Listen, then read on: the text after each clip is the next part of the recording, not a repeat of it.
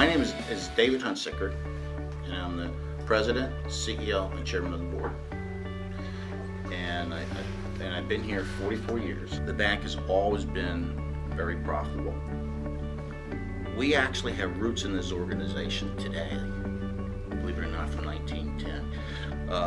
But the culture of the bank has always been to make money for the shareholders. The bank has won awards over the years for being in the top 200 banks in the country in ROA. ROE, we normally run between 10 and 12%. And the state average there is around 7%. Succession and earnings have a lot to do with keeping the bank alive. And you have to have the earnings. Because if you have the earnings, you have the ability to attract strong leaders into the organization. And that's just critical. What attracted me to New Tripoli first and foremost was the cultural fit. New Tripoli is a community bank. It identifies communities that it wants to serve and serves those communities in ways that are just astounding. We put together a strategic plan, the bank did a couple of years ago, that involves growth in the Lehigh Valley. So we are adding a third banking office in the East Penn footprint in Upper Milford Township. We are expanding really across the Lehigh Valley in terms of business development opportunities, both on the commercial and on the consumer side. And in a couple of respects, we're even expanding over into New Jersey. So we've got a couple of opportunities there that we're pursuing as well. The obvious answer is we're staying independent. The bank is well positioned to stay independent, not just for the next 10 years, but long after that. We generate a lot of mortgage activity, and we spend no money marketing mortgages whatsoever. Everything is customer referral, and our customers are very loyal to the organization. They come to us in terms of mortgages. We have great relationships with a lot of the local builders. So as they're building homes for customers, we get opportunities there as well. Because people are more valuable than money, and people are more valuable. This is a people business. We want to take care of whether you're coming in with your grandson and opening up that $50 savings account, or you're a big investor that's bringing me $1 million, or you're taking out a $2 million loans. I expect all three of those, my examples there, are treated the same and given the best service. We've talked a lot about mobile banking and online banking. We upgraded our platform about 9 or 10 months ago. I stack our platform up against any, period, end of story, for its ease of use, simplicity in terms of layout, all of the bells and whistles necessary. We have 148 years of service here between our 7 senior leaders. 148? Yes. We approach hiring millennials really from the standpoint of development of very, very good, very solid bankers who have a great career ahead of them. We've got a number of millennials that we've hired. We've hired 3 in the lending function just in the last 9 or 10 months, 1 on the loan processing side. 2 of the 3 credit analysts that we have are millennials. We have a millennial who we just promoted a couple of months ago to mortgage lender. He was one of our credit analysts prior.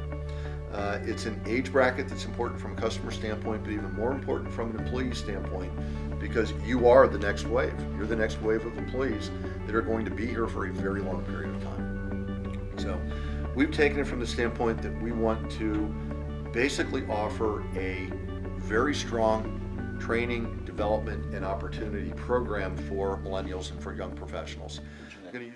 When I started the bank 44 years ago, I had the ability to work with my successor before me that was a very successful banker. Taught me everything about banking. He had a way of putting you in a situation, and you either sank or you swam.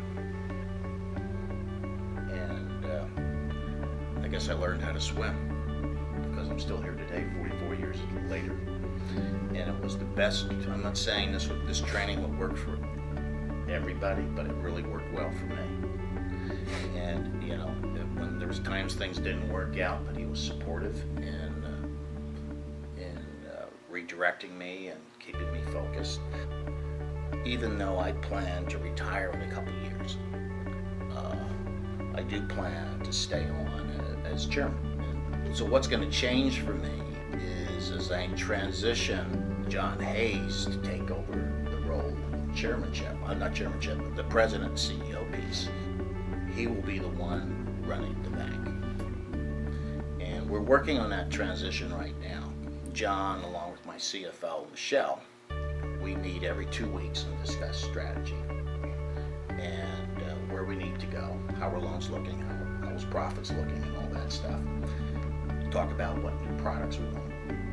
And by doing that, it's putting John and Michelle to understanding the things that the CEO has to be prepared for. So we have done that for about a year now. I think this process to hit all the different areas that are important is going to take at least 2 years, maybe 3. But I'm a strong believer in hands-on training. I've seen organizations that brought people in from the outside. The culture of the organization changes, and as a result, the success of the organization many times falters. We have a culture that's been pretty much intact, was handed down to me from my predecessor was handed down to him. What's worked for me is what I'm looking to do with my successor, is give him as much hands-on training as possible. When I talked about staying on as chairman, I've been the face to these shareholders for the last 25 years. I know it's important to them because they've told me that they'd like to see me involved when I retire. And I normally don't use the retire role because I don't plan to retire. I just plan to change my role. And my role, when I do decide to step away from the CEO role, the daily operation will be handled by my Chief Lending Officer, John, and Michelle, my CFO. And both of them are extremely trustworthy and honest. I think those are the trustworthy and honest. You can't lead anyone unless you, in my opinion, are trustworthy and honest, because that way you earn respect from your employees, the shareholders, your peers, the regulators, all the people that audit us. So changing my role to basically running the boardroom and selling the bank. I will sell the bank until I die. And because I strongly believe in this organization. Because I believe in the organization, I believe what it's done to make them. I'm a firm believer that if you want to have a strong community, you need a strong community bank in that community. A couple years ago, I had no succession plan. 4 or 5 years ago. If something happened to me, the bank had no choice but to go outside. Now I have brought enough people.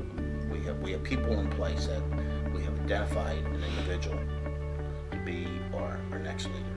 If something happens to him, I have Michelle as an interim CEO to run the bank until we can find someone else. I feel we have a strong succession plan at this point. And the other thing I look at, succession planning, I look at every key area of the bank to make sure I have a key backup everywhere. So I'm fully aware that things happen quickly in life. So we try to as much as possible, have as much depth. I try to keep the board focused on not just having succession planning for the CEO, but have succession planning for all areas of the bank, all key areas. And we have that in place right now.